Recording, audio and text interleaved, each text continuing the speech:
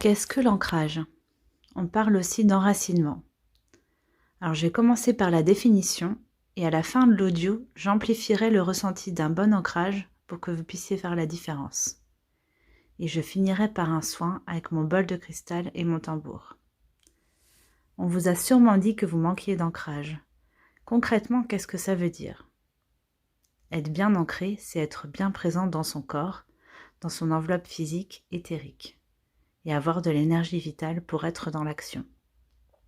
Quand on a mal aux pieds, aux jambes ou alors au bassin, c'est souvent qu'on manque de reliance à la terre et on peut se trouver dans un mental négatif.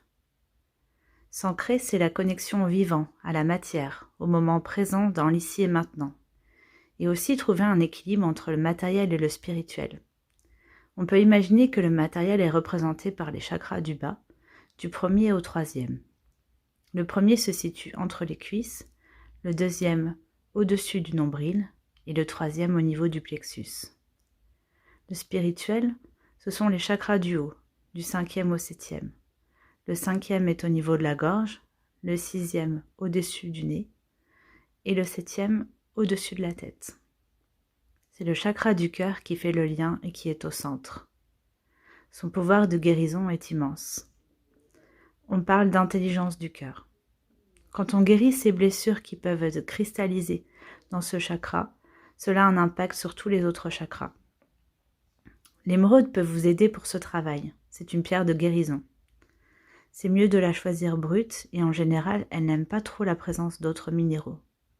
Vous pouvez la tenir dans votre main pendant une méditation ou alors la mettre dans une poche. Quand on nettoie et on harmonise ces chakras, l'énergie circule mieux et on a une meilleure connexion à la terre et au ciel, forcément un meilleur ancrage.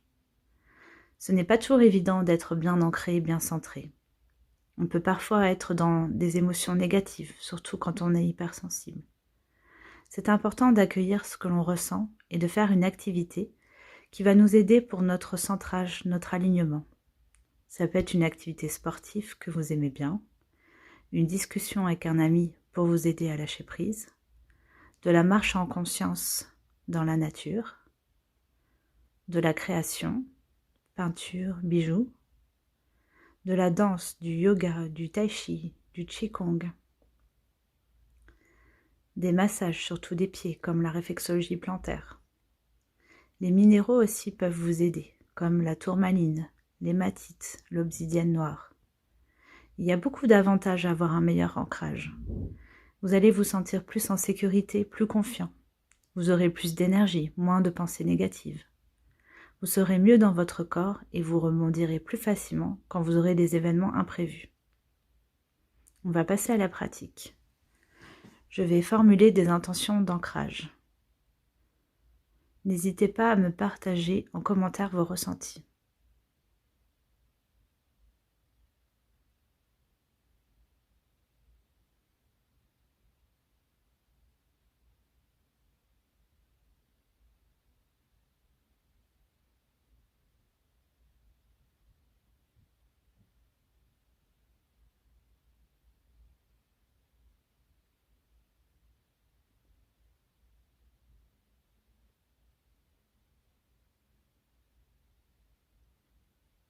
Et on va terminer par le soin.